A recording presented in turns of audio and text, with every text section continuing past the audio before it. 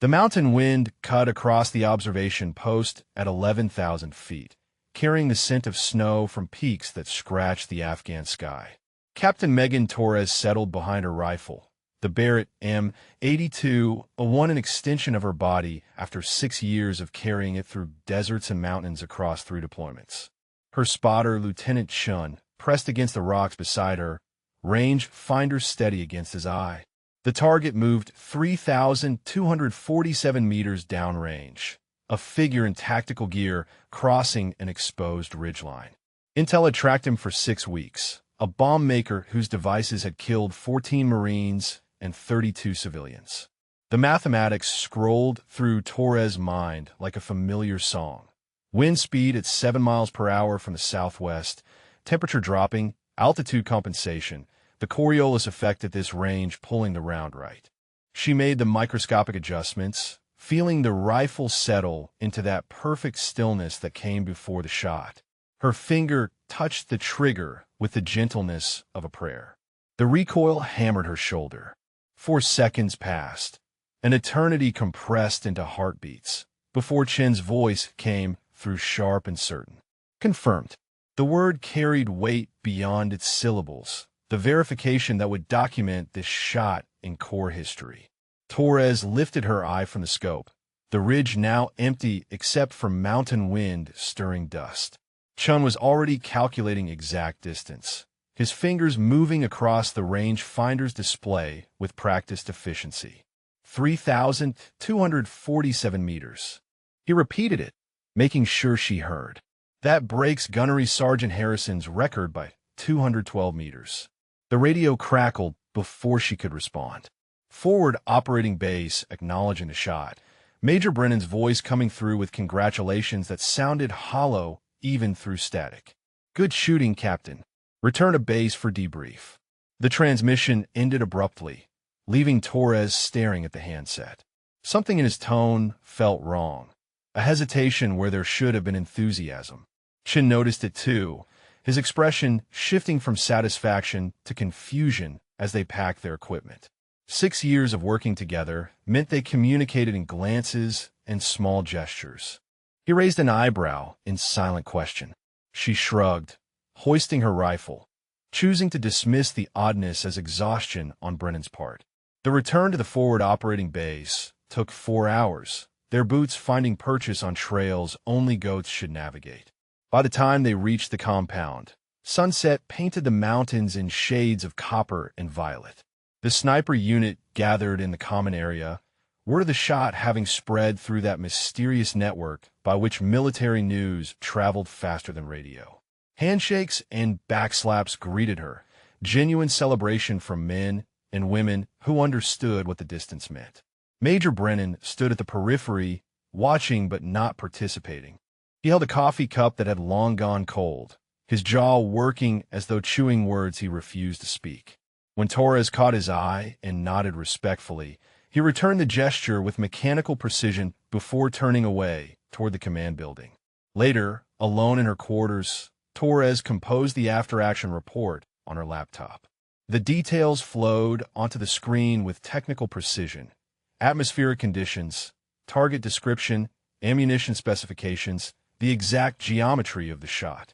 She attached Chin's range data, the GPS coordinates, the mission authorization codes. Everything by the book, everything documented, everything preserved for the historical record that meant more than personal glory. This shot would become part of sniper training, studied and analyzed, a benchmark for what was possible. She hit send and leaned back on her cot, the day's adrenaline finally draining. Through the thin walls came the sounds of the FOB settling into night watch. Generators humming, distant voices on radio nets, the crunch of gravel under boots as sentries changed. Somewhere in that darkness, Major Brennan sat in his office, her report glowing on his computer screen.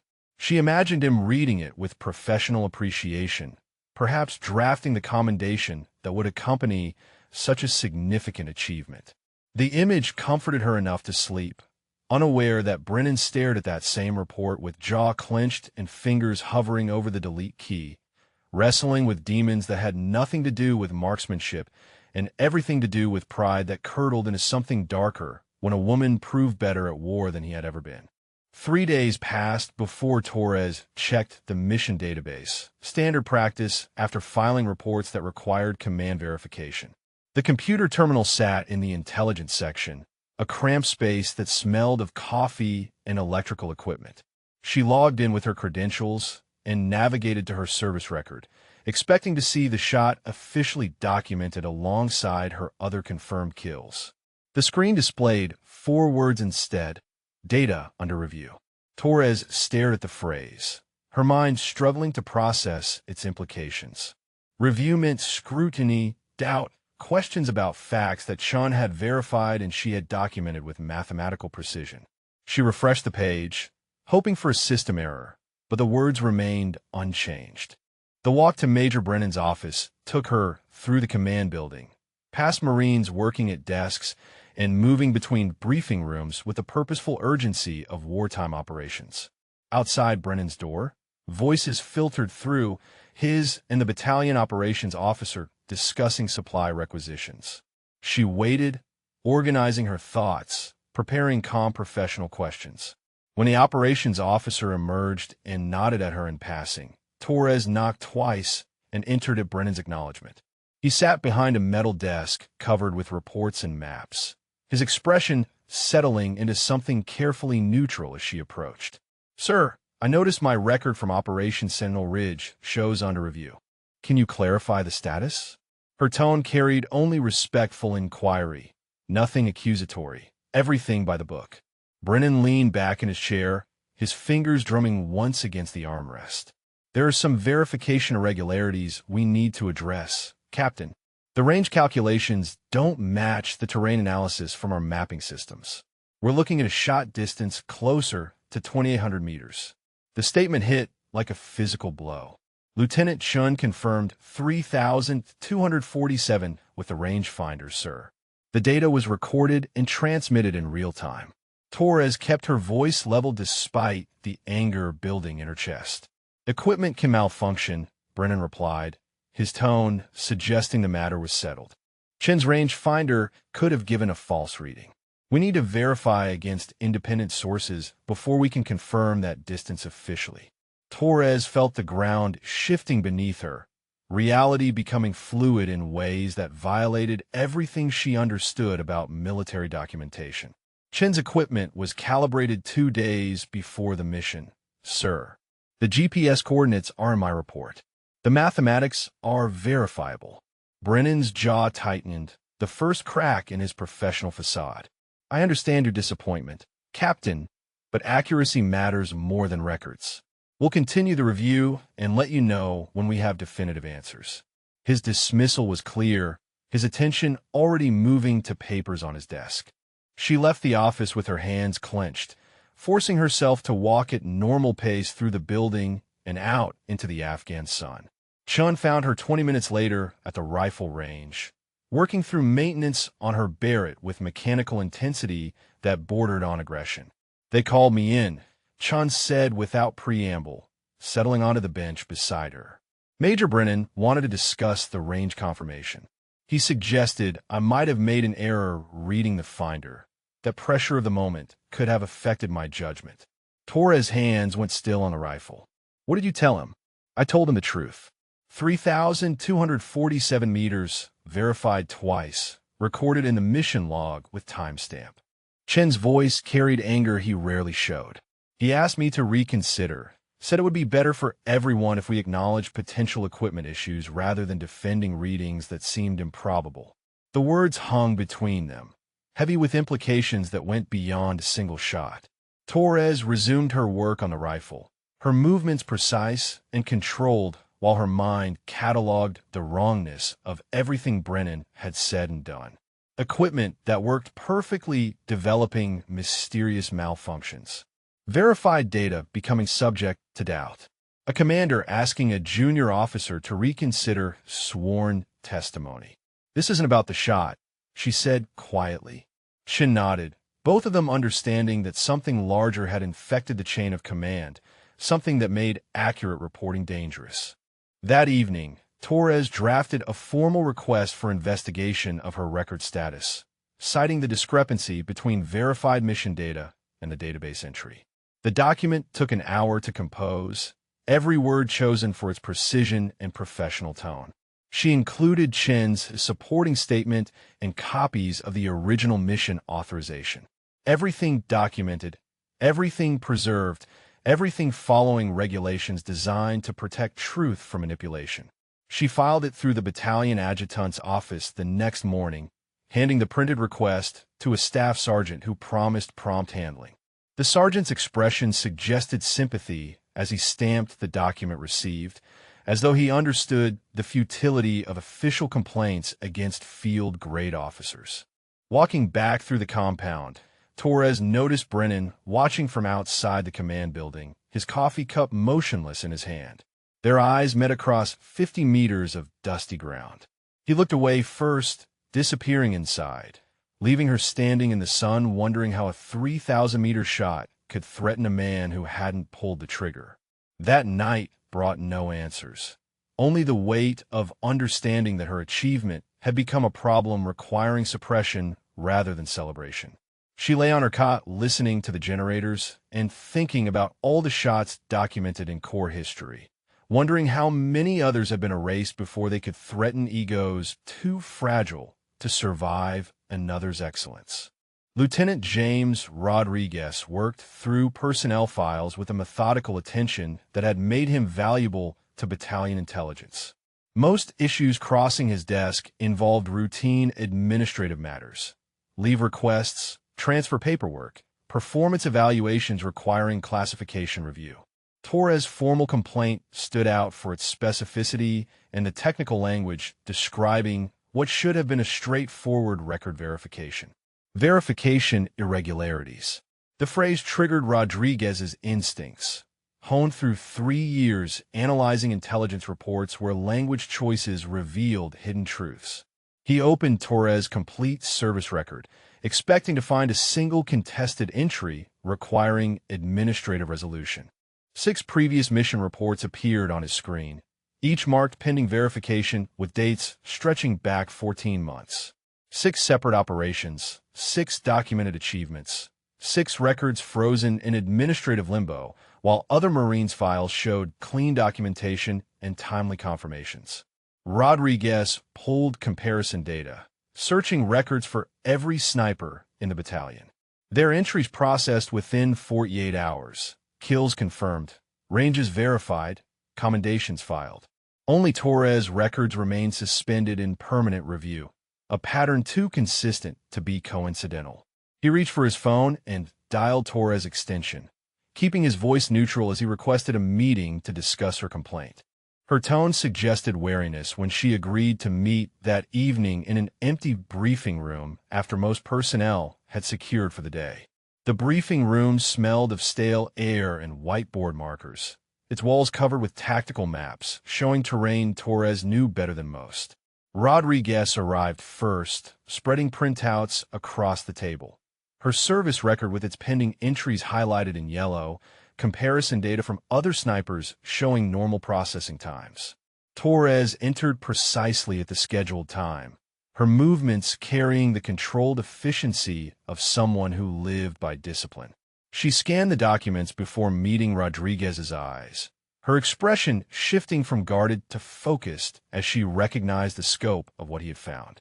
7 total records, Rodriguez said, gesturing at the spread of papers. Your current shot plus 6 previous operations, all marked for verification that never comes. I pulled every other sniper's file in the battalion. 48 hours average processing time. Yours? 14 months, and counting on the oldest entry. Torres moved closer to the table, her finger tracing down the list of dates. Helmand Province operation, she said, pointing at the oldest entry. I provided covering fire for an extraction under heavy contact. 3 confirmed kills at extended range. My squad leader recommended me for a Bronze Star. She paused, her jaw tightening. I never heard anything more about it. Rodriguez tapped another entry. Kandahar operation, 8 months ago. Pending verification. Then another. Ghazni province, 6 months back. Also pending. He looked up at her. This is an administrative delay. This is systematic suppression. Torres pulled out a chair and sat, her military bearing giving way to the weight of understanding. Chun told me Brennan pressured him to reconsider the range confirmation, asked him to admit equipment malfunction rather than defend the verified distance. The statement added witness tampering to the pattern Rodriguez had documented. He made notes on a legal pad, his handwriting precise as he recorded Chen's experience. This goes beyond personnel issues. We're talking about falsification of official records, intimidation of witnesses. He met her eyes. I need to investigate further, but I want your permission first. This could get uncomfortable. Torres nodded once, her decision immediate. The records matter more than comfort. If Brennan is doing this to me, he might be doing it to others. Rodriguez gathered the documents, organizing them into a folder that would become the foundation of something larger than either of them anticipated. I'll start with database access logs. See who's been modifying your entries and when. If there's a pattern in the timing, we can establish intent. They worked through details for another hour, Torres providing context for each pending operation, while Rodriguez noted discrepancies between her documentation and the official record status. By the time they finished, the briefing room had grown dark except for the harsh fluorescent lights, and the compound outside had settled into the quiet rhythm of night operations. Rodriguez walked Torres back toward her quarters, both maintaining professional distance despite the alliance forming between them. At the intersection where their paths diverged, he stopped and spoke quietly. Document everything from this point forward. Every conversation with Brennan. Every interaction regarding your records. Dates, times, witnesses. We need a timeline that can't be disputed. She acknowledged with a slight nod before continuing toward her quarters, leaving Rodriguez standing in the darkness, considering how deep the corruption might run. In his experience, patterns like this rarely involved a single officer acting alone. Someone higher up the chain either knew and approved or had created the environment where such actions felt safe. He returned to the intelligence office, the space empty except for the glow of computer screens and the distant hum of generators. Logging back into the personnel system, Rodriguez began tracing access logs for Torres' service record, watching timestamps appear that told their own story. Each modification to her entries occurred within hours of her filing mission reports, surgical strikes against documentation that should have been untouchable. The pattern was there, clear and damning, waiting for someone to care enough to see it. Rodriguez saved the data to an encrypted drive, making 3 backup copies, understanding that evidence this explosive needed protection from the same forces that had spent 14 months erasing a Marine's accomplishments one entry at a time. Outside, the Afghan night pressed against the compound walls, indifferent to human corruption and the small rebellions of those who refused to let truth disappear quietly into administrative limbo. Rodriguez presented his findings to Major Sarah Kim 2 days after his meeting with Torres, carrying a folder thick with documentation that represented 40 hours of investigation compressed into evidence no reasonable commander could dismiss. Kim's office occupied a corner of the intelligence building, its walls decorated with unit citations and photographs from deployments spanning 15 years. She listened without interruption as Rodriguez walked through the timeline. 7 suppressed records, database modifications occurring within hours of Torres filing reports, comparison data showing disparate treatment. When he finished, Kim set down her coffee and leaned back in her chair, her expression troubled but not surprised. "This is serious, Lieutenant. You're essentially accusing a field-grade officer of systematic misconduct, falsification of records, and witness intimidation." Her tone carried warning beneath the professional courtesy. "Do you understand the implications if you're wrong?" Rodriguez had anticipated this response, the institutional reflex to protect rank structure from accusations that could destroy careers and unit cohesion. "I'm not wrong, ma'am. The database logs show Major Brennan's personal access credentials on every modification. The pattern is documented across 14 months. Kim stood and moved to her window, looking out at the compound where Marines moved between buildings in the purposeful chaos of afternoon operations. Even if your evidence is solid, bringing charges against a superior officer requires absolute proof. His defense counsel will tear apart anything ambiguous. She turned back to face him. And your career will be scrutinized regardless of the outcome. Are you prepared for that? The question hung between them, a test of commitment that separated those who documented problems from those willing to own the consequences of truth-telling. Rodriguez met her eyes without flinching. Ma'am, if we don't act on this, we're complicit. Torres has 7 achievements erased. How many other Marines might be affected? Kim nodded slowly, accepting his answer even as her expression reflected the calculation of risk versus duty. Gather more evidence. Talk to other unit members. See if there are additional victims or witnesses. Build the case beyond any reasonable doubt. She paused, her voice dropping. And Lieutenant, be careful. Officers who threaten the chain of command tend to face unexpected obstacles. Rodriguez left her office understanding that Kim had given tacit approval while protecting herself from direct involvement, the delicate dance of military politics when junior officers challenge their superiors. He spent the next day conducting careful interviews, starting with Marines who had served alongside Torres during the operations in question. 3 interviews yielded nothing useful, personnel transfers having scattered most witnesses across different duty stations. The 4th interview, with Sergeant Mike Foster, broke the case wider. Foster had served in Torres' unit during the Helmand Province operation, the one where her Bronze Star recommendation had disappeared into administrative void. I saw Major Brennan delete an email, Foster said, his voice barely above a whisper despite the interview room's privacy. This was maybe 10 months back. I was in his office dropping off a report when his computer screen was visible. He pulled up an email from Captain Torres' platoon commander recommending her for the Bronze Star, read it, then moved it to trash and emptied it immediately. Rodriguez made notes with hands that wanted to shake from the significance of what Foster described. Did Major Brennan know you saw this? I don't think so. He was focused on the screen, and I set the report down and left quickly. Foster's discomfort was palpable.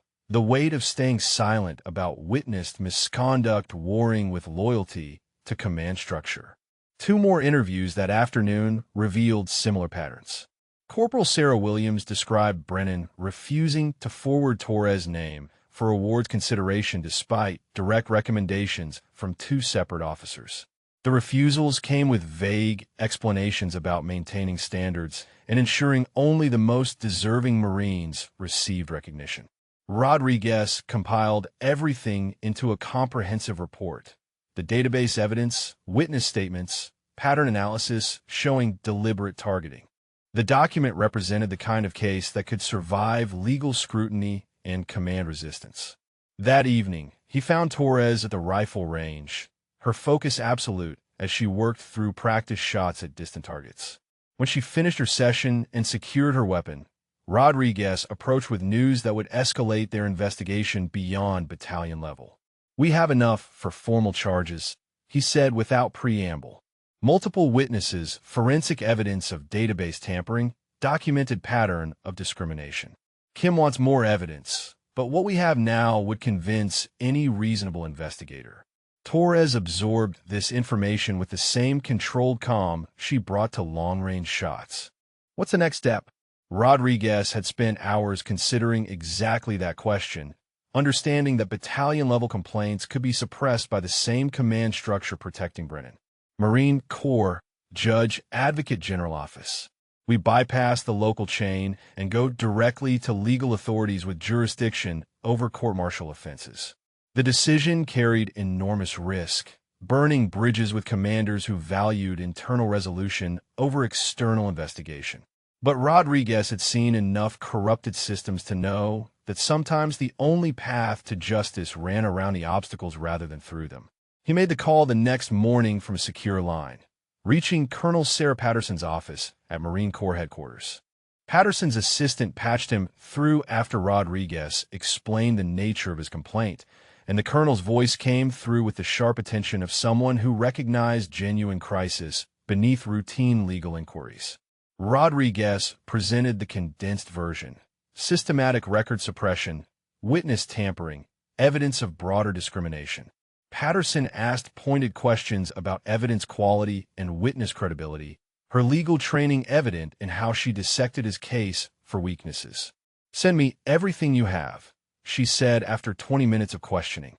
"I'll conduct preliminary review and determine if formal JAG investigation is warranted. Be advised, Lieutenant, that making accusations against a field-grade officer carries significant professional risk regardless of the merits." Rodriguez had heard variations of this warning 3 times in as many days, the institution's reflexive protection of hierarchy, even when hierarchy protected corruption. He sent the evidence package within the hour, encrypted and comprehensive, then waited for the machinery of military justice to grind forward or stall into protective bureaucracy that valued stability over accountability. Colonel Sarah Patterson spent 3 hours reviewing Rodriguez's evidence package before assigning Captain Lisa Mendez to conduct preliminary investigation. Mendez arrived at Patterson's office with the fresh intensity of a JAG officer 2 years out of law school, her legal training sharpened by previous cases involving command misconduct. The evidence impressed her immediately. Rodriguez had organized everything chronologically with cross-references between database logs, witness statements, and Torres' original mission documentation. Mendez made notes as she worked through the file, identifying gaps where additional evidence would strengthen the case from compelling to bulletproof. She contacted Rodriguez by secure phone the next morning, requesting a face-to-face meeting to review findings and coordinate next steps. They met in a conference room at the forward operating base, the space deliberately chosen for its privacy and secure communications capability. Rodriguez arrived with additional documentation he had compiled since sending the original package. Detailed timeline of every database access, screenshots showing modification patterns, statistical analysis comparing Torres' processing times against battalion averages. Mendez spread everything across the conference table, organizing documents into categories that would form the foundation of formal charges if investigation proceeded. "The database logs are strong," Mendez said, studying the access records. 23 separate modifications to Captain Torres' file over 14 months, all using Major Brennan's credentials. "But we need to establish that he made these changes personally rather than delegating to administrative staff." Rodriguez pulled up additional evidence on his laptop. "I checked with battalion admin policy requires field-grade officers to use personal access for any modifications to combat action reports or awards recommendations. Support staff don't have those permissions." He turned the screen toward Mendez. Every one of these entries required command-level authorization that only Brennan could provide. Mendez photographed the screen with her phone, adding the images to her growing evidence file. "What about the witnesses? Have any recanted or shown reluctance to testify formally?" "All 3 are willing to provide sworn statements." Rodriguez had spent the previous day confirming this directly with Foster, Williams, and Shun. Foster is the strongest witness because he saw the email deletion in real time. Williams can testify to awards being blocked. Shun provides the witness intimidation element. The case was taking shape, transforming from complaint into a prosecutable offense. Mendez requested access to Brennan's office computer, explaining that forensic analysis could recover deleted files and establish definitive proof of evidence destruction. Rodriguez arranged the access through Kim, who approved reluctantly, while making clear her disapproval of how far the investigation had escalated. Computer forensics took 2 days, specialists from Marine Corps Cybercrime Unit examining hard drives and network logs with methodical precision. Their report confirmed what Rodriguez had documented. Brennan personally modified database entries 23 times, deleted 47 emails related to Torres' performance, including 3 awards recommendations, and accessed her service record 68 times compared to an average of 4 accesses for other Marines under his command. The timing pattern proved deliberate targeting beyond reasonable doubt. Every database modification occurred within 48 hours of Torres submitting mission reports. Every email deletion happened within 24 hours of receipt. The precision suggested someone monitoring her activities and systematically erasing documentation. Mendez compiled this evidence into formal investigation file, adding analysis that connected individual actions into pattern of sustained misconduct. She presented findings to Patterson via secure video conference, walking through each element while Patterson took notes and asked questions that revealed her prosecutorial thinking. "This is sufficient for formal investigation," Patterson said when Mendez finished. "But I want more witnesses." One soldier, "Seeing an email deletion is good. Multiple soldiers describing a pattern of discrimination is better." She leaned toward the camera. "Find others who've experienced similar treatment or witnessed Major Brennan's bias." Rodriguez expanded his interviews, speaking with every Marine who had served in the battalion during Brennan's tenure. Most provided generic observations about command climate, useful for context but not actionable.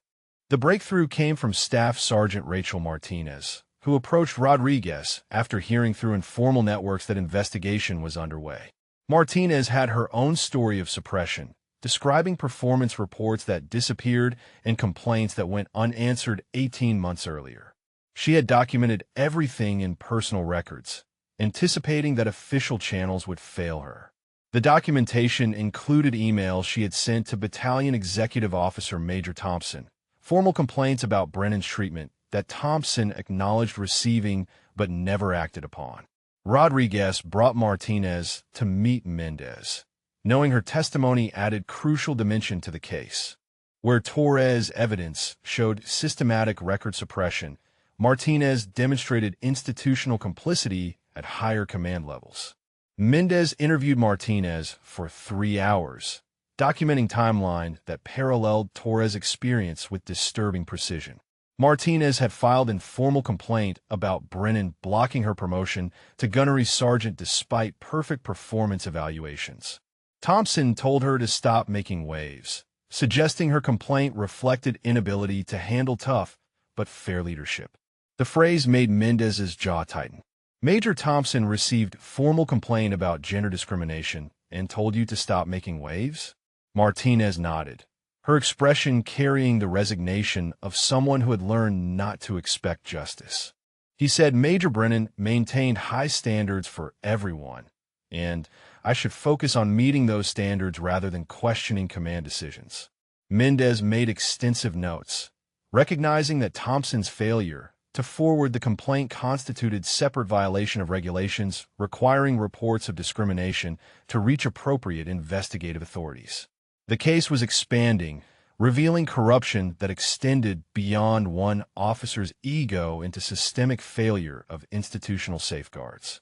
By the end of the week, Mendez had compiled comprehensive evidence package, 23 database modifications, 47 deleted emails for witnesses to discrimination patterns, proof of institutional complicity, and statistical analysis showing disparate treatment based on gender.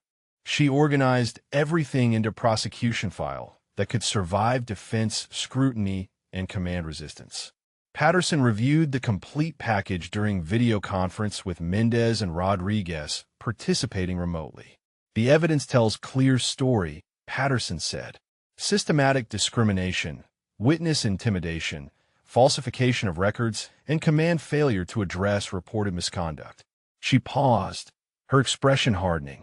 "We proceed with formal investigation. I'll notify Brennan and Thompson that they're under investigation for violations of Articles 92 and 134. Patterson traveled to the forward operating base with Mendez and a legal team consisting of 2 additional JAG officers and a paralegal specialist. Their arrival generated immediate attention throughout the compound, senior officers moving with purpose that suggested crisis management rather than routine inspection. Brennan received notification of JAG presence through battalion administrative channels, the message delivered with professional courtesy that masked its implications. He assumed routine audit of legal compliance, common enough in combat zones where documentation requirements multiplied under scrutiny from higher headquarters. His coffee remained steady in his hand as he walked toward the conference room designated for interviews. The room smelled of fresh paint and filtered air, its table large enough to accommodate the legal team on one side and interview subjects on the other. Patterson sat at the center position, her uniform displaying ribbons that marked 22 years of service, including combat deployments and legal expertise that had convicted officers of higher rank than Brennan. She opened with standard preliminaries, establishing the formal nature of the investigation and Brennan's rights under military law. He listened with expression suggesting mild concern rather than fear, his posture relaxed as someone confident in their authority and judgment. Patterson slid the first document across the table. Major Brennan, I'm showing you database access logs for Captain Torres' service record covering the period from 14 months ago to present. Can you explain why your credentials appear on 23 separate modifications to her file? Brennan glanced at the document, his confidence wavering as he recognized the specificity of the evidence. Those would be routine administrative corrections, Colonel. Performance records require regular updates and verification as new information becomes available. Patterson produced another document, this one showing timestamps. Each modification occurred within 48 hours of Captain Torres submitting mission reports. She let the timing speak for itself, watching Brennan's face as he processed the pattern. Administrative corrections don't typically follow such precise timing, Major. Mendez added another stack of papers to the table. These are the original mission reports Captain Torres filed. All contain detailed documentation that was subsequently marked pending verification in the database entries you modified. Brennan shifted in his chair, his hands moving from relaxed position on the table to gripping the armrests. I maintain high standards for record accuracy. If reports contained questionable data, marking them for verification is appropriate command discretion. Patterson leaned forward slightly. Let's discuss specific questionable data. Operation Sentinel Ridge, 3 weeks ago. Captain Torres documented a confirmed kill at 3,247 meters, verified by her spotter Lieutenant Shun using calibrated range-finding equipment.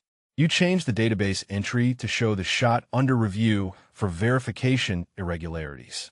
What specific irregularities did you identify? The question was surgical, cutting through vague justifications to demand concrete answers. Brennan's jaw worked as he formulated response. Range calculations at that distance can be affected by multiple factors. Equipment malfunction is possible. I wanted independent verification before confirming a record that would receive significant attention. Mendez produced another document. Lieutenant Shin's sworn statement describes you pressuring him to reconsider his range confirmation and admit to possible equipment malfunction. That's not verification, Major. That's witness intimidation. The accusation landed like a physical blow, Brennan's composure cracking as he recognized how thoroughly his actions had been documented. I asked Lieutenant Shun to review his data carefully. There's nothing improper about ensuring accuracy from personnel providing critical verification. Patterson placed 3 more witness statements on the table. Sergeant Foster testifies to witnessing you delete an email recommending Captain Torres for a Bronze Star. Corporal Williams describes you refusing to forward awards recommendations for her.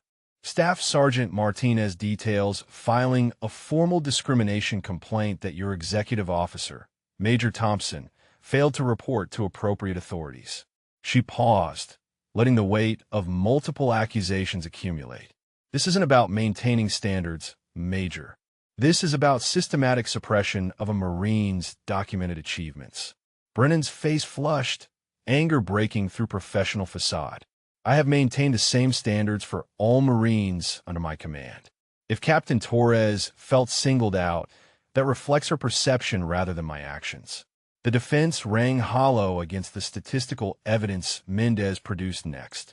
Comparison data showing every other sniper in the battalion had records processed within 48 hours, while Torres' entries remained pending for months. Documentation proving Brennan accessed her file 68 times compared to an average of 4 accesses for other personnel. Pattern analysis demonstrating gender-based disparate treatment across multiple female Marines. Patterson let the evidence speak, watching Brennan's confidence dissolve into desperate calculation. His request for legal counsel came too late, the admission of guilt inherent in suddenly recognizing his need for defense against accusations he had moments earlier dismissed as misperceptions. Major Brennan, you are hereby placed on administrative leave pending completion of this investigation. Patterson's voice carried the finality of judgment already rendered in all but formal sentencing. You will surrender your command immediately and make yourself available for further questioning. Your access to all databases and personnel files is suspended effective now. The paralegal produced paperwork documenting the administrative actions, forms requiring Brennan's signature, acknowledging his suspension and understanding of restrictions placed on his activities. He signed with hands that shook slightly, the tremor marking the moment when consequences became real rather than theoretical. News of Brennan's suspension spread through the battalion before Patterson's team finished their first round of interviews. Rodriguez received notification via text from Kim, the message brief but significant.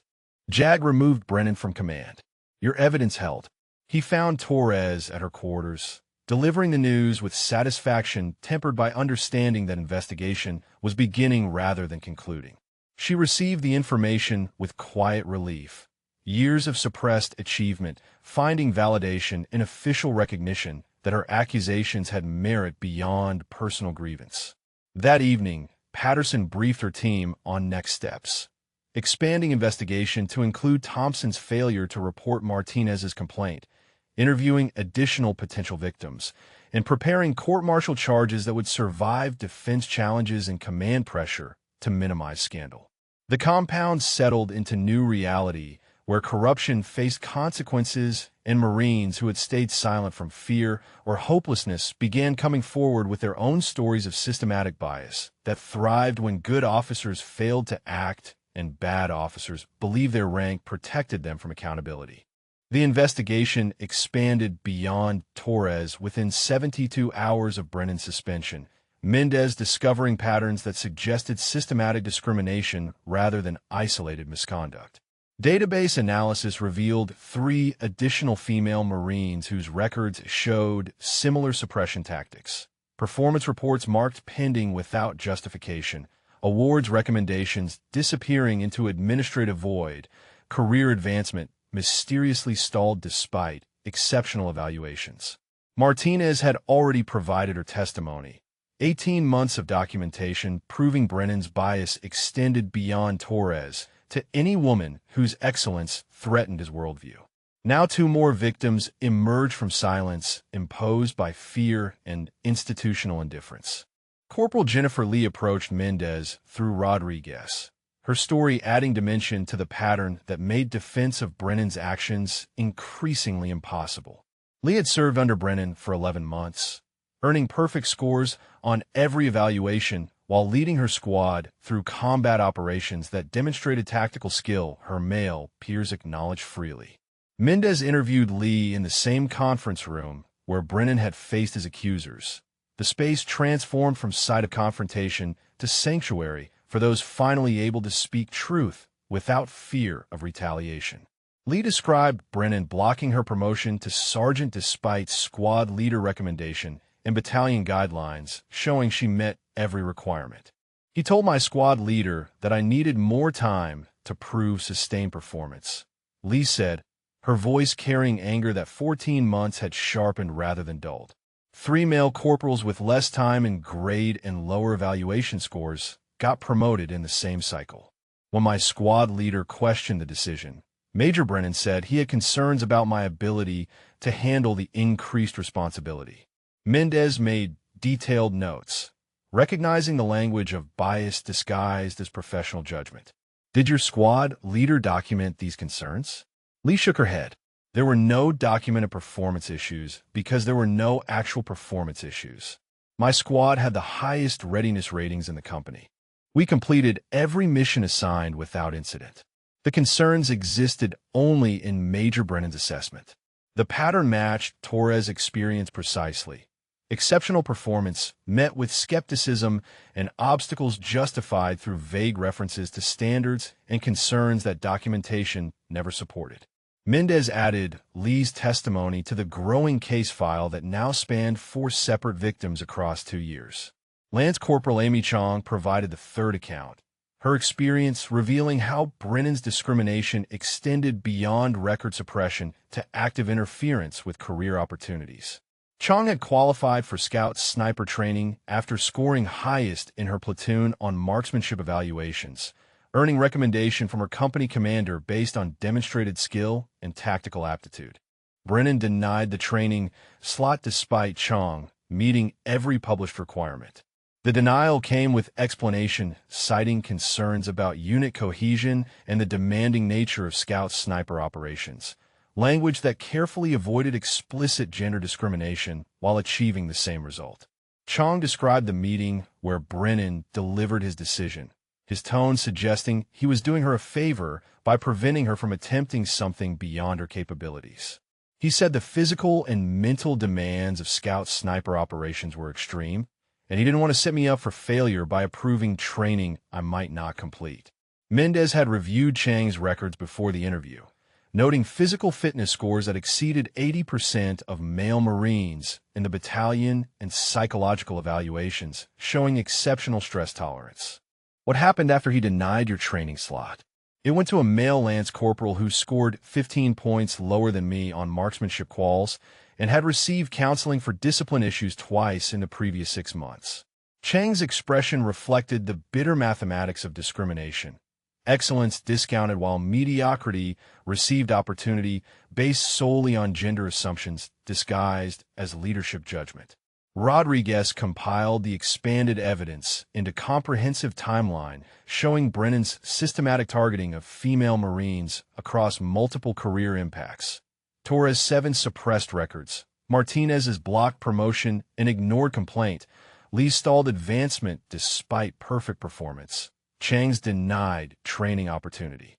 For women, 4 distinct patterns of discrimination, for examples of institutional failure to protect Marines from commander's bias.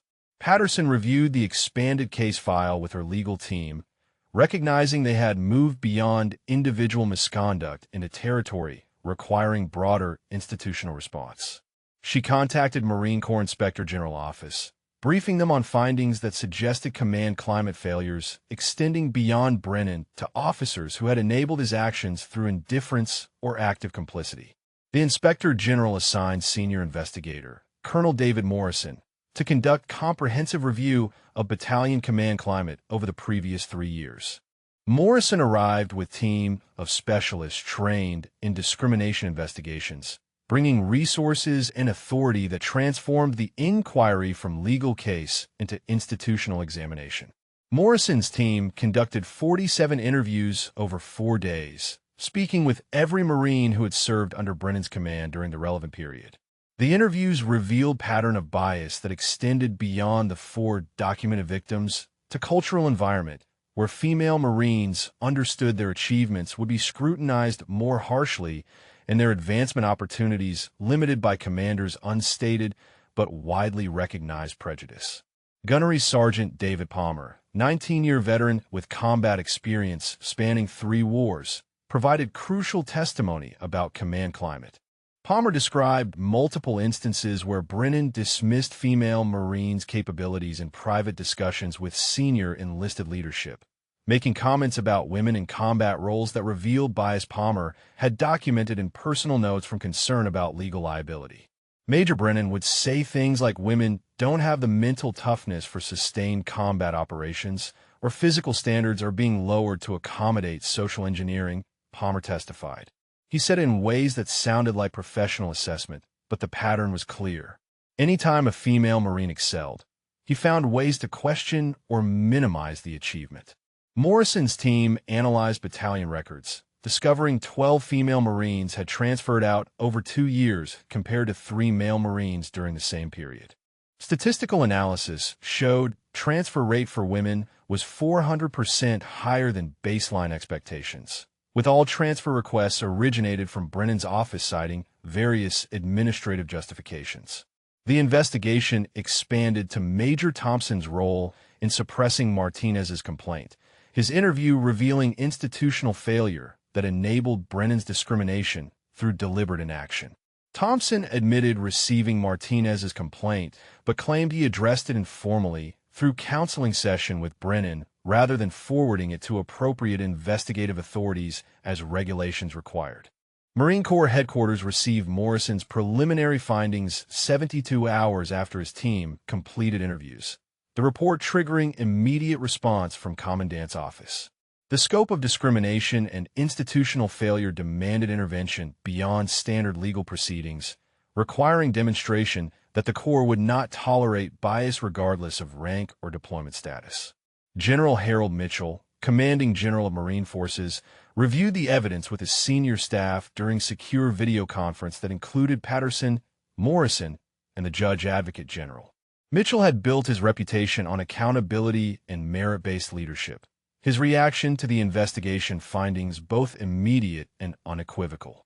This represents catastrophic failure at multiple levels of command, Mitchell said, his voice carrying through the secure connection with clarity that left no room for misinterpretation. One officer's discrimination is misconduct.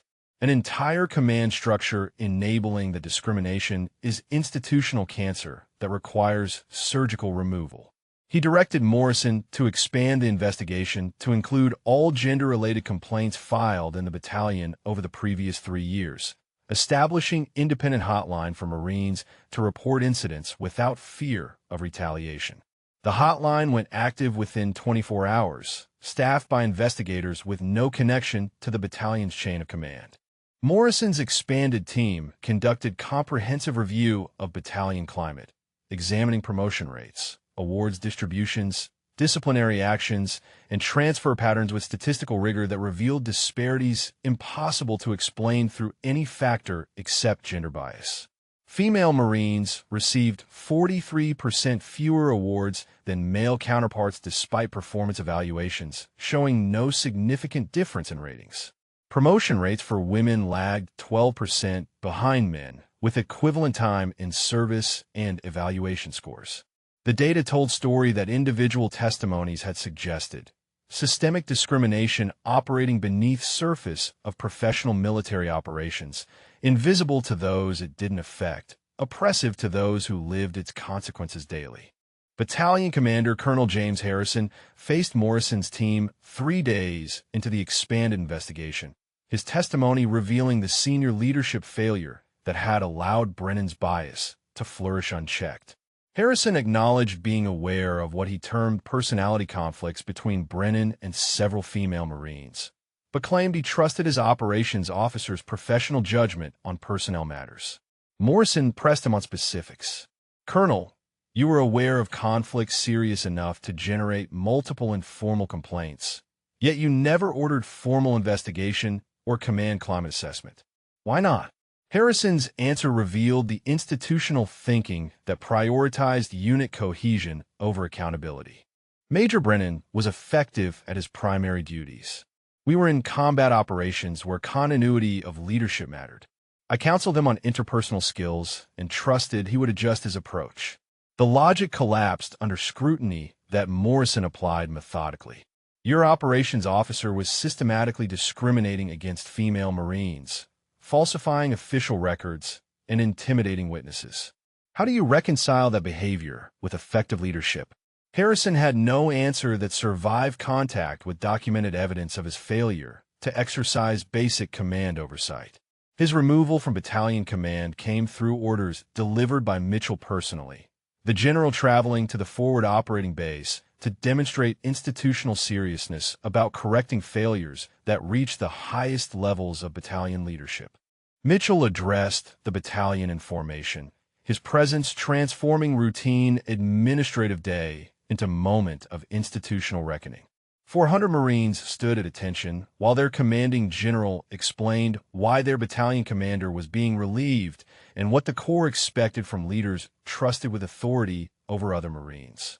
"Leadership means protecting those who serve under you," Mitchell said, his voice carrying across the formation area without amplification. Colonel Harrison failed that duty. Major Brennan violated it deliberately. Major Thompson enabled misconduct through inaction. Each failure represents betrayal of trust that every Marine deserves from their chain of command. He announced immediate policy changes, mandatory bias awareness training for all leaders, independent reporting channels for discrimination complaints, quarterly command climate surveys analyzed by headquarters personnel, and zero-tolerance policy for retaliation against Marines who reported misconduct. Torres stood in formation, listening to the general validate everything she had experienced and fought to expose, the institutional recognition more meaningful than any personal vindication. Around her, female Marines who had suffered in silence felt the possibility that merit might actually determine their futures rather than commanders' prejudices disguised as professional judgment. Mitchell met privately with Torres, Martinez, Lee, and Chong after the formation. His conversation with them combining apology for institutional failure with commitment that their experiences would drive lasting change. The meeting lasted 30 minutes.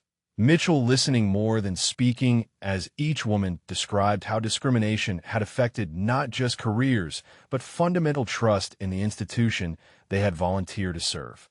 Your courage in coming forward prevented other Marines from experiencing what you endured, Mitchell told them. The Corps failed you. We will do better. Those words carried weight beyond standard leadership rhetoric. Backed by orders Mitchell issued that afternoon restructuring how discrimination complaints would be investigated and resolved.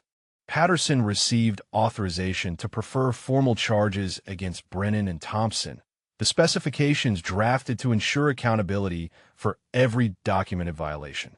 Brennan faced charges under Article 92 for dereliction of duty, Article 107 for false official statements, and Article 134 for conduct unbecoming an officer.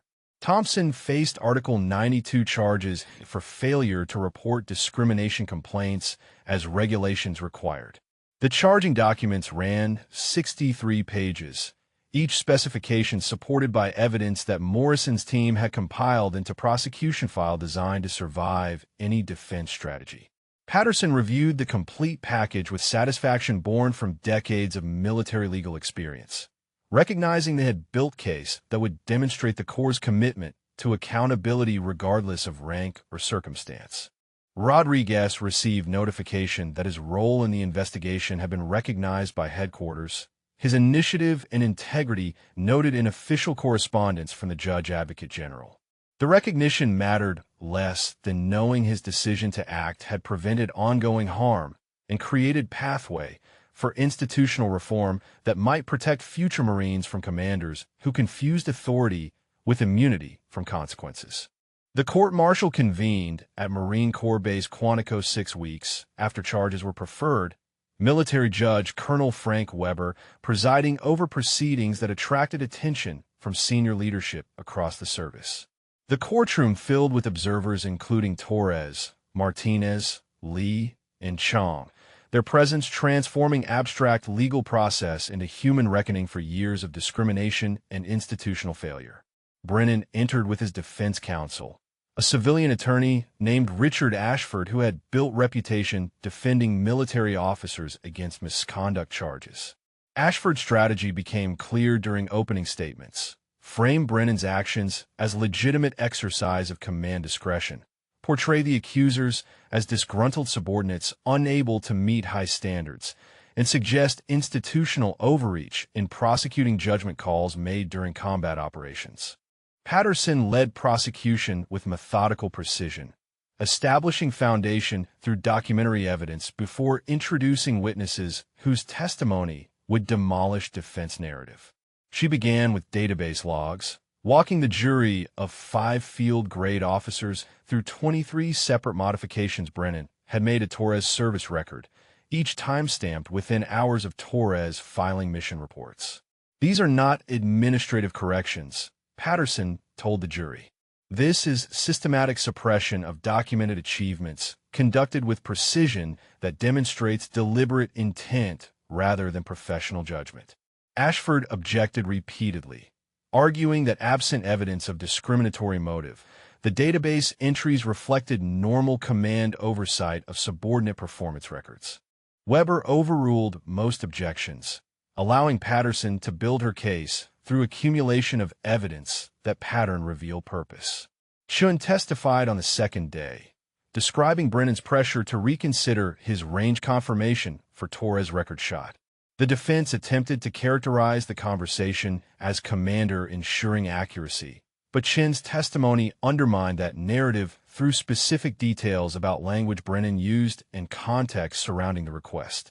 Major Brennan told me it would be better for everyone if we acknowledged possible equipment malfunction rather than defending a distance that seemed improbable, Chin said. He made clear this was guidance rather than suggestion, using tone of voice that indicated disagreement would have consequences. Ashford cross-examined aggressively, suggesting Chin's memory might be affected by loyalty to Torres or pressure from investigators. Chun maintained his testimony without wavering, his credibility enhanced by military bearing and obvious discomfort with testifying against a superior officer. Foster provided the prosecution's most damaging testimony, describing witnessing Brennan delete the email recommending Torres for Bronze Star. Ashford tried to discredit the testimony by questioning Foster's vantage point and whether he could definitively see the screen content from his position in the office, but Foster's details proved too specific to dismiss. I saw Captain Torres' name in the subject line and the words Bronze Star recommendation clearly visible before Major Brennan moved the email to trash and immediately emptied it, Foster testified. The deliberateness of his actions indicated this was not accidental deletion.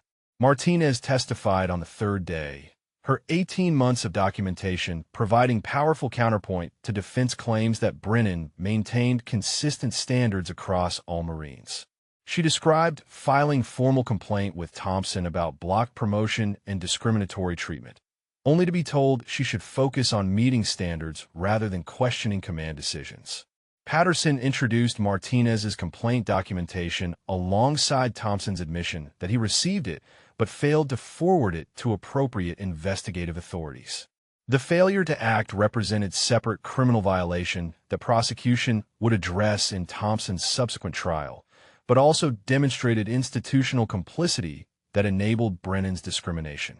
The defense presented its case over 2 days, calling character witnesses who described Brennan as demanding but fair leader, focused on mission accomplishment and maintaining high standards. The testimony sounded compelling until Patterson's cross-examination introduced statistical evidence, showing those high standards applied selectively based on gender. Patterson confronted each defense witness with data. Female Marines under Brennan's command received awards at rates 43% lower than male counterparts despite equivalent performance evaluations. Promotion rates for women lagged 12% behind men, with identical time in service and evaluation scores. Transfer rates for female Marines were 400% higher than baseline expectations. The statistics transformed subjective claims about fairness into objective proof of discrimination, each number representing career affected by biased defense witnesses either didn't see or chose to ignore. The jury's expressions shifted during this testimony, professional military officers recognizing patterns they would never tolerate in their own commands. Brennan testified in his own defense on the 5th day, his attorney having calculated that jury needed to hear directly from him to have any chance of acquittal. He presented himself as dedicated officer maintaining high standards in combat environment where documentation accuracy mattered for historical record and awards integrity. Patterson's cross-examination destroyed that narrative through surgical questioning that exposed contradictions between Brennan's stated principles and his documented actions. She walked him through each of the 23 database modifications, asking him to explain the specific accuracy concerns that justified marking verified achievements as pending review.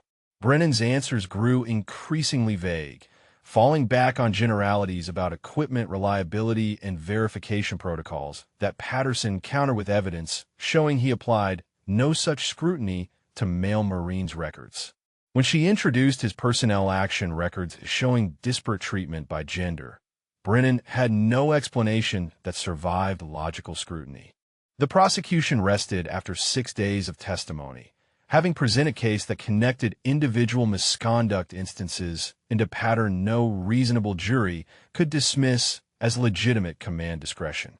Ashford's closing argument emphasized combat stress and command complexity, but the words felt hollow against weight of evidence Patterson had methodically assembled. The jury deliberated for 4 hours before requesting clarification on legal standards for proving discriminatory intent. Weber provided additional instruction, and deliberations continued for another 2 hours before the jury returned with verdict.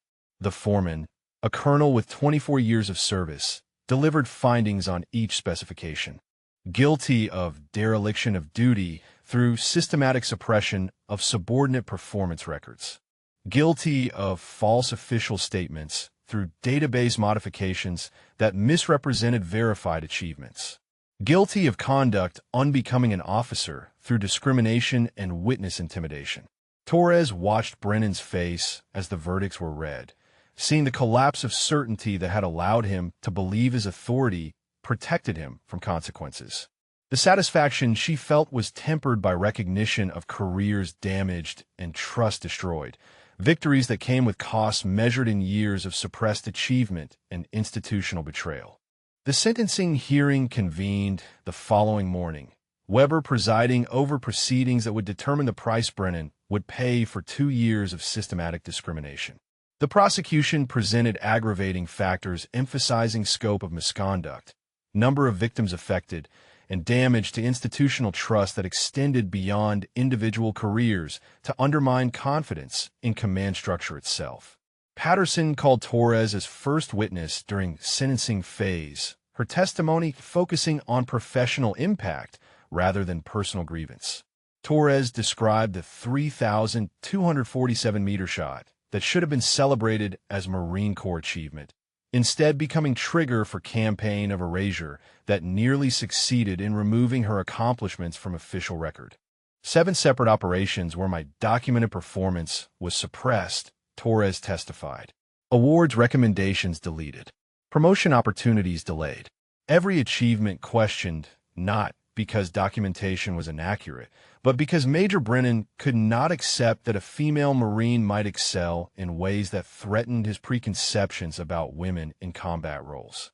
Martinez followed, describing how Brennan's discrimination had affected not just career advancement, but fundamental relationship with institution she had volunteered to serve.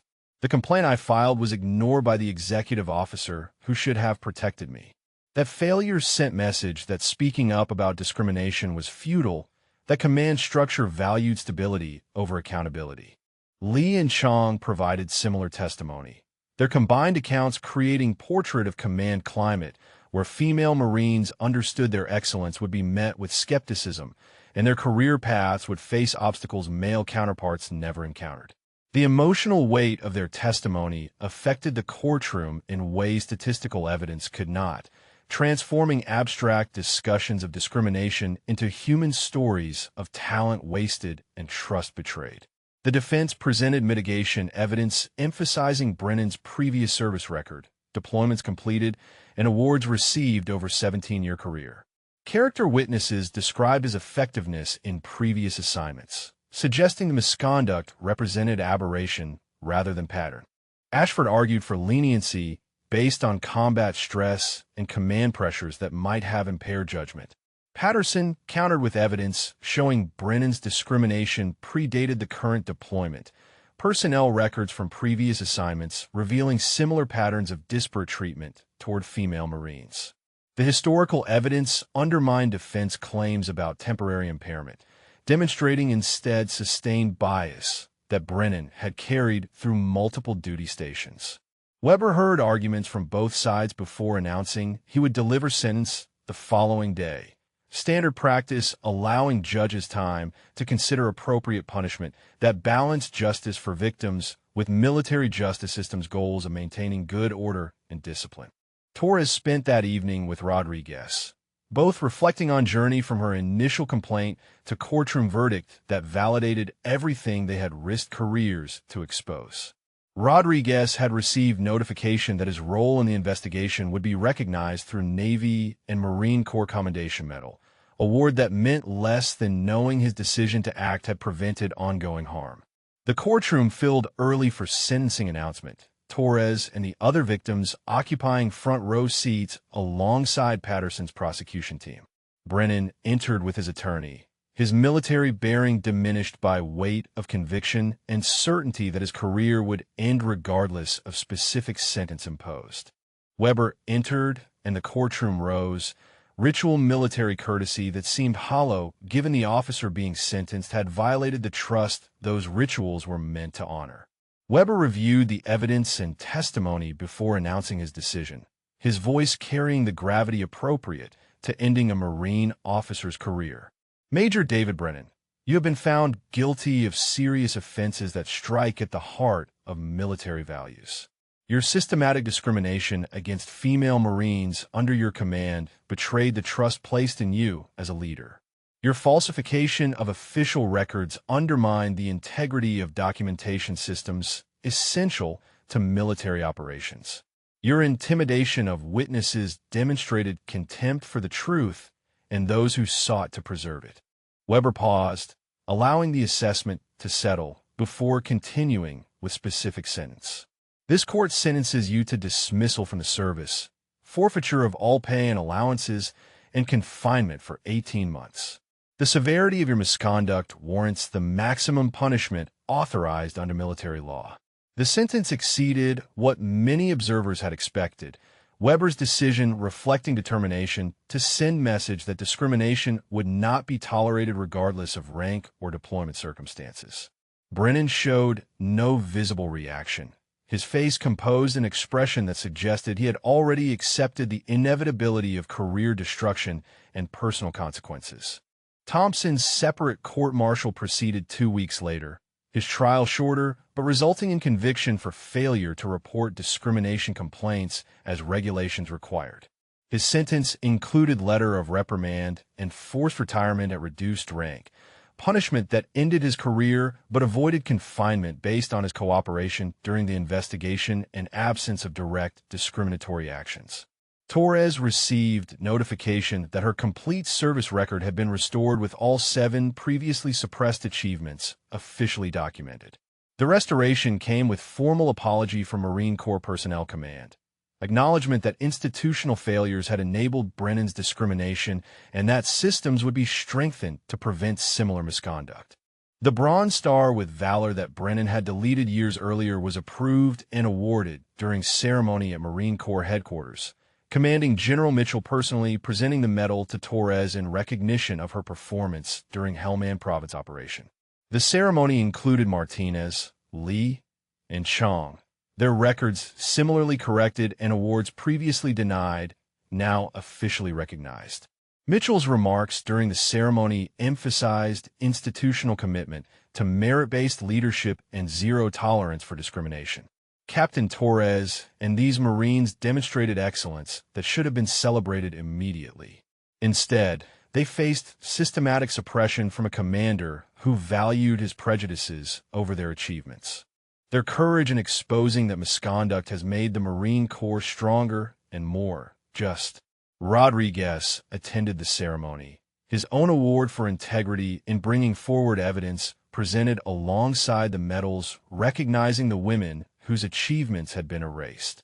The combined ceremony represented institutional acknowledgement that justice required not just punishing misconduct, but celebrating those who had risked everything to demand accountability. Patterson watched the proceedings with satisfaction born from career spent pursuing military justice cases, recognizing this outcome as vindication of system that worked when people refused to accept corruption as inevitable. The case would become precedent-cited in future discrimination prosecutions, legal foundation for holding commanders accountable when they abused authority to target subordinates based on gender or any other protected characteristic. Colonel Maria Santos assumed command of the battalion 3 weeks after Harrison's removal, Her selection deliberate choice by Marine Corps leadership to demonstrate commitment to cultural transformation. Santos brought 20 years of infantry experience, including 2 combat deployments and reputation for building inclusive command climates where merit determined advancement regardless of demographics. Her first act as battalion commander was calling all-hands formation for 100 Marines assembled in the Afghan sun to hear their new leader articulate expectations that would define the unit's future. Santos stood before them in desert camouflage worn smooth by years of field operations, her presence commanding attention through competence rather than rank alone. "I am here because this battalion's previous leadership failed you," Santos began, her voice carrying across the formation without need for amplification. "Some of you were victims of that failure. Others witnessed it but stayed silent. Many of you served honorably while your chain of command betrayed the values you upheld. All of you deserve better." She outlined policy changes taking effect immediately. Mandatory bias awareness training for all leaders, independent reporting channels for discrimination complaints bypassing the chain of command, quarterly climate surveys analyzed by headquarters personnel with no connection to battalion leadership, and zero tolerance for retaliation against Marines who reported misconduct through any available channel. "These changes are not optional, and they are not temporary," Santos continued. "They represent how this battalion will operate from this moment forward. Merit will determine your advancement. Excellence will be recognized regardless of who achieves it. Anyone who cannot lead according to these principles will be removed." The formation broke with new understanding that command climate had fundamentally shifted, the institutional response to Brennan's misconduct creating opportunity for cultural change that extended beyond punishment of guilty officers to rebuilding trust between Marines and the leadership structure that had failed to protect them. Santos called Torres to her office that afternoon, the meeting serving dual purpose of discussing Torres' future and demonstrating new commanders' commitment to recognizing excellence rather than suppressing it. The office had been cleared of Harrison's personal effects, walls now displaying only official photographs and unit citations that reflected institutional rather than individual accomplishment. "Captain Torres, I've reviewed your complete service record, including the achievements that were suppressed," Santos said.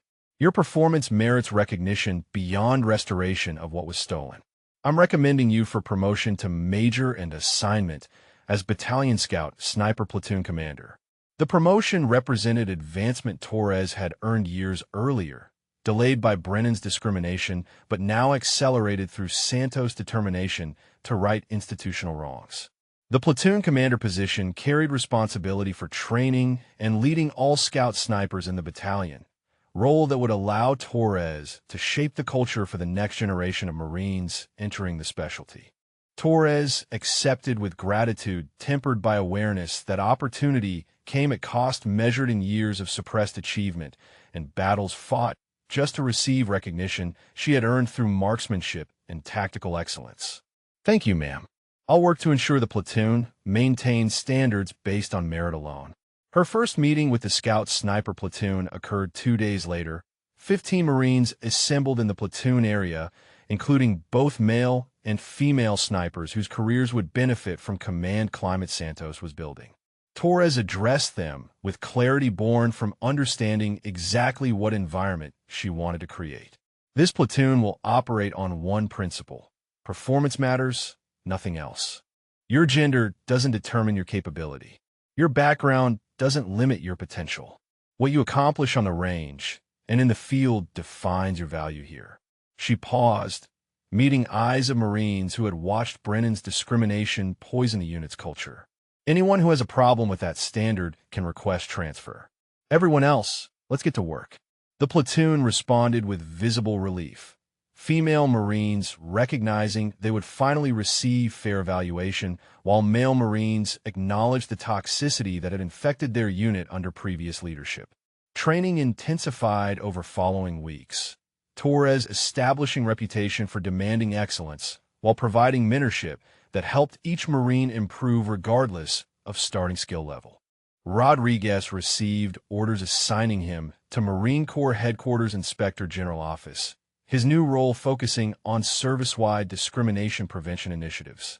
The assignment represented recognition of his integrity and judgment, transferring skills he had demonstrated during the investigation to systemic work preventing similar misconduct across the Marine Corps. He departed the forward operating base with Torres' thanks and Santos' commendation.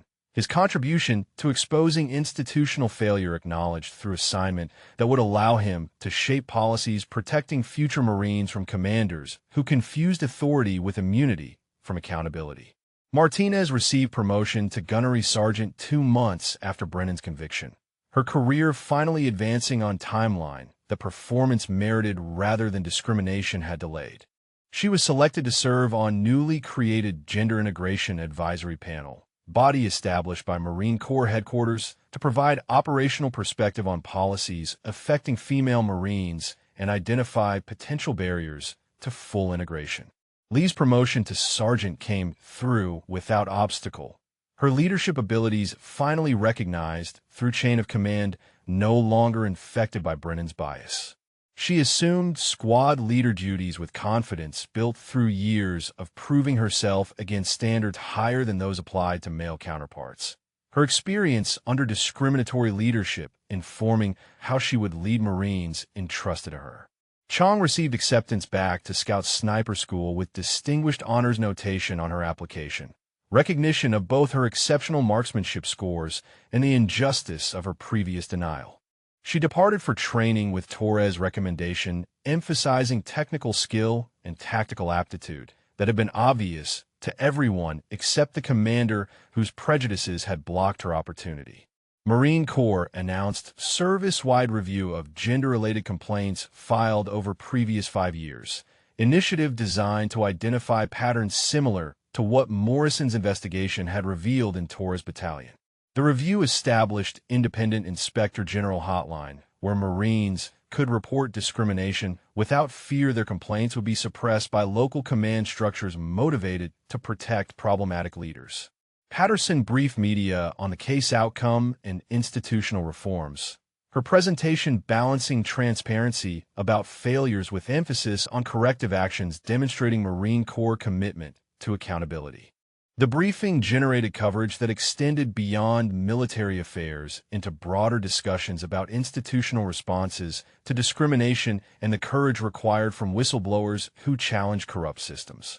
Santos observed these changes with satisfaction born from career spent building effective teams through inclusive leadership, recognizing that Brennan's conviction and the institutional reforms it triggered represented opportunity to demonstrate that military excellence and gender equality were complementary rather than competing values.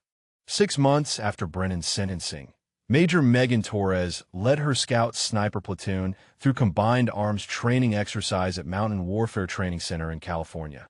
The terrain reminiscent of Afghan mountains where her record shot had triggered the chain of events that transformed not just her career but institutional culture across the Marine Corps.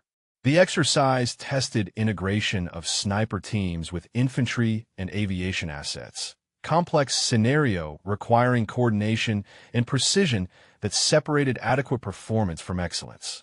Torres observed from command position as her Marines executed their assigned missions. Female and male snipers working seamlessly together based purely on skill and tactical judgment rather than gender assumptions that had poisoned previous command climate.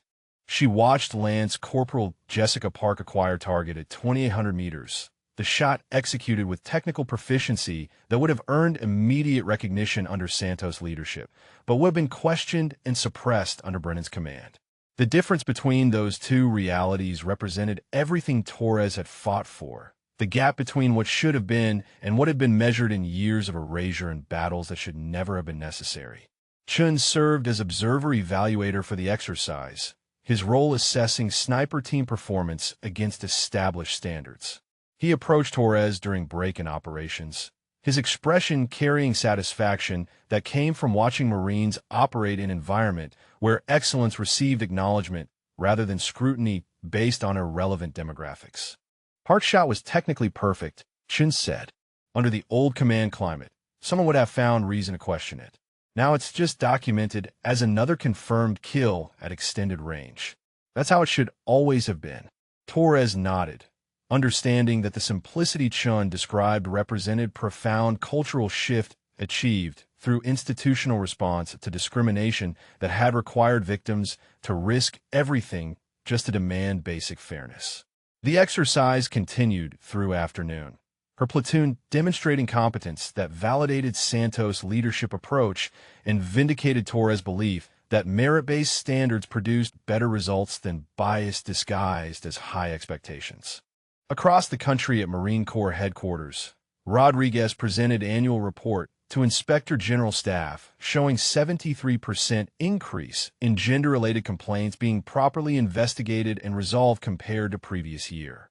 The statistical improvement reflected systemic changes implemented after Brennan's conviction, independent reporting channels, and accountability measures, ensuring commanders could no longer suppress complaints through informal counseling that protected problematic officers while leaving victims without recourse. The report documented 12 additional cases where investigation had revealed discrimination patterns similar to what Torres and others had experienced, each case resulting in administrative or criminal action against officers whose misconduct had flourished in absence of effective oversight. Rodriguez compiled these outcomes into presentation for senior Marine Corps leadership, demonstrating that institutional commitment to accountability produced measurable improvement in command climate and trust.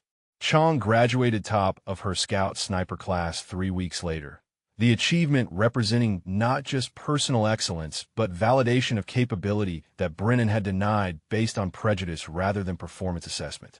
Torres attended graduation ceremony as honored guest speaker, her presence symbolizing the pathway Chong and others could now follow without facing systematic obstacles designed to prevent their success. Torres addressed the graduating class with message drawn from experience that had taught her both the cost of challenging corruption and the necessity of doing so regardless of personal risk. Standards matter, she told the newly qualified snipers. Real standards based on performance and capability. False standards based on bias and prejudice destroy units and betray the Marines who volunteer to serve. Your obligation is to maintain the former and reject the latter, no matter what pressure you face to accept discrimination as normal. The speech resonated beyond immediate audience, recorded and distributed through Marine Corps training channels as example of leadership lessons emerging from institutional failure and subsequent reform. Torres' words carried authority earned through combat performance and courage to demand accountability when systems designed to protect Marines instead enabled their suppression. Marine Corps established annual Integrity and Leadership Award in recognition of Rodriguez's role in exposing Brennan's misconduct, the honor designed to encourage similar courage for Marines who witnessed wrongdoing and faced choice between career safety and institutional accountability. Rodriguez received the inaugural award during Pentagon ceremony attended by senior leadership across the service, his recognition serving dual purpose of honoring individual integrity while signaling institutional values that would guide future decisions about whether to report misconduct. Torres returned to California and the rifle range where she had first learned marksmanship fundamentals years earlier. The circular journey from student to instructor to victim of discrimination to vindicated leader, completing arc that connected personal achievement with institutional transformation. Chin joined her for training session that mixed professional preparation with friendship forged through shared experience of facing down corruption together. They worked through fundamentals and advanced techniques, the familiar rhythm of range procedures, providing space for reflection on everything that had changed since the 3,247-meter shot that Brennan had tried to erase. Torres noticed group of female Marines training nearby, their presence at sniper qualification course representing opportunity that previous generation had fought to secure. One of the Marines waved to Torres with recognition visible in her expression, the gesture acknowledging debt owed to those who had refused to accept injustice as permanent condition. Torres waved back, understanding that her legacy would be measured not through her own achievements, but through careers made possible by institutional reforms those achievements had triggered when combined with courage to demand accountability. The evening sun painted the California mountains in shades that reminded Torres of Afghan peaks, where her story had begun with perfect shot and commander's imperfect response. The memory carried weight, but no longer burden. Years of fighting for recognition transformed into foundation for change that extended beyond individual justice to cultural transformation that made similar fights less necessary for those who followed. Change is possible when people refuse to accept injustice, Torres reflected while watching the sun descend toward horizon. When allies stand up despite risk, when institutions acknowledge failure and commit to reform. The 3,247-meter shot that almost disappeared became the shot that changed everything. Not because of the distance, but because truth defended persistently enough eventually overcomes corruption, protected only by authority that crumbles when confronted with evidence and courage. Have you ever had your accomplishments questioned or erased by someone threatened by your success? Has someone in your life shown the courage to speak truth despite personal cost? Share your story in the comments, because these experiences matter, and collective voice creates pressure that institutions cannot ignore when enough people refuse to stay silent about injustice they witness or endure. The sun completed its descent and darkness settled over the range. But the clarity Torres had fought for remained illuminated by knowledge that merit would determine advancement and excellence would be recognized regardless of who achieved it. The simple fairness that should always have existed finally becoming reality through battles that changed not just careers, but institutional culture across the Marine Corps.